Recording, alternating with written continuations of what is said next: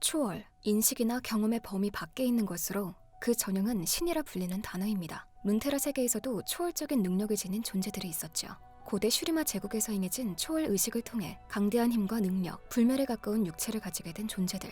고대 슈리마의 중요 전력들 중 하나였으며 이들은 슈리마에 충성을 다했으며 그들을 신성전사라고 불리기도 하고 자신 스스로 태양의 자손으로 칭하기도 했죠. 초월체로 거듭나는 의식은 슈리마의 평생을 헌신하며 뛰어난 업적을 쌓은 위인들을 위해 그들의 생애 막바지에 치러지는 의식이었고 상당한 위험이 수반되는 의식이었습니다.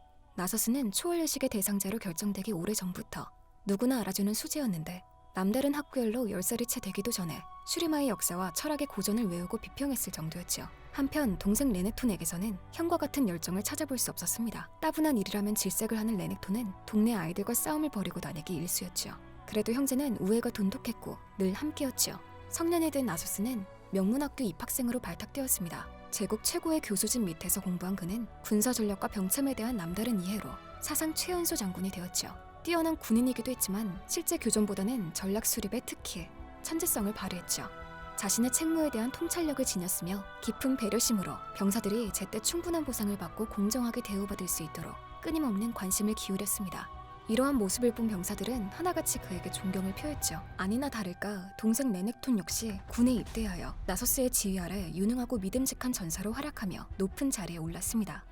하지만 나소스는 승리를 거두며 무수한 찬사를 받으면서도 전쟁을 즐기지는 못했는데 슈리마 제국의 빠른 확장에 있어 전쟁에 갖는 중요성을 알고 있었지만 자신이 조국을 위해 가장 잘할 수 있는 일은 정복한 지역의 지식을 모아 보존하는 것이라고 굳게 믿었죠. 이후 나소스 부대와 싸워 패배한 여러 문명의 모든 서책과 문서, 사상은 그의 지시에 따라 슈리마 전역의 도서관과 보관소에 소장되었습니다. 후세의 지혜를 전하고 제국을 깨우치기 위한 것이었죠. 그러나 그렇게 수십 년을 나라에 몸바쳐 이러던 나소스는 원인 모를 중병에 걸린 뒤 생사를 헤매기 시작했습니다. 주치의는 살 날이 일주일도 남지 않았다고 침통한 얼굴로 진단을 내렸죠.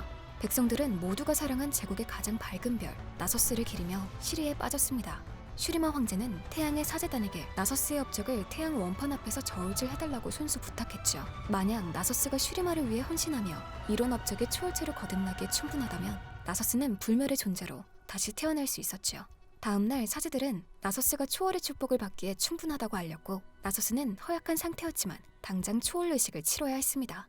자신의 능력을 발휘하며 전쟁 지도자로 성장한 레넥톤은 형의 곁을 지키기 위해 서둘러 고향으로 돌아왔는데 유리 같은 뼈에 살가죽만 남아있는 나소스의 모습을 보고 충격을 받았죠. 나소스는 너무 약해진 나머지 계단을 제대로 오르지 못했고 태양 원판에 황금색 빛이 쏟아지는 제단 정상을 눈앞에 둔 채 주저앉았습니다. 레넥톤에게 나소스는 자신의 안전보다 중요했습니다. 레넥톤 장군이시여, 참으셔야 합니다. 지금 나소스 장군님과 함께 제단 위로 올라갔다간 장군님의 육체는 태양빛에 불타 사라질 것입니다. 사제단의 말은 무시한 채 자신의 형 나소스를 들어안고 제단 위로 오른 그는 죽을 각오도 불사했죠.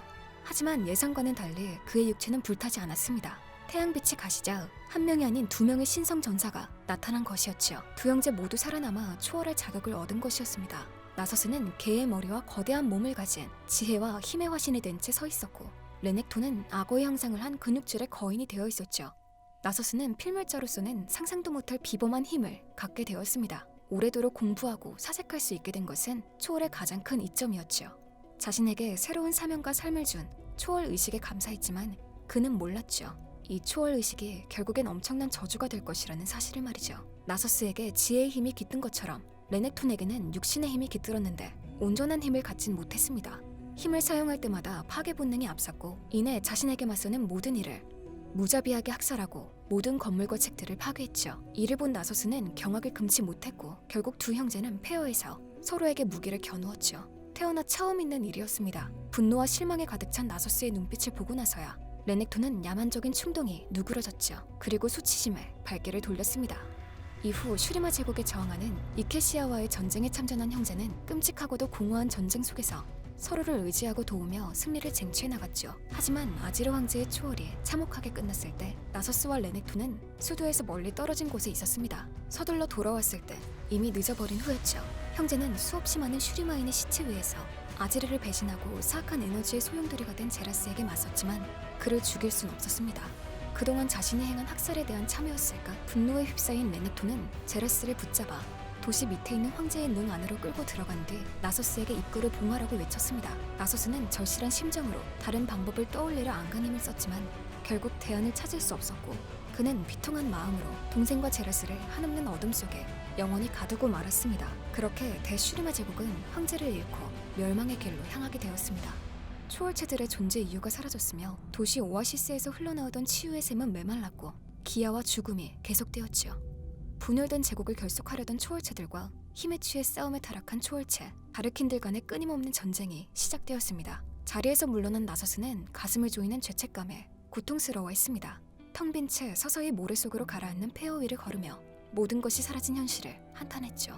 오랜 세월이 흐르고 나서스는 예전의 삶과 목표를 하나둘씩 잊어가고 있는 도중 황제의 능이 필멸자에 의해 다시 발견되어 봉인이 해제되었다는 소식이 들려왔습니다. 나서스는 본능적으로 제라스가 풀려난 것을 알았죠. 아주 오랜만에 활기가 차올랐습니다. 나서스는 아지르의 부활과 다시 모래 위로 솟아오른 태양 원판의 모습에 놀라움을 금치 못했죠. 제라스는 여전히 큰 위협이었으나 새로운 신성 황제 아지르에게는 앞으로 많은 도움과 조언이 필요했습니다. 나서스는 수천 년 만에 처음으로 설렘을 느꼈습니다. 어쩌면 사랑하는 동생 레네톤과도 재회할 수 있을지 몰랐기 때문이었죠. 우리의 재회를 기다리고 있었다, 레넥톤.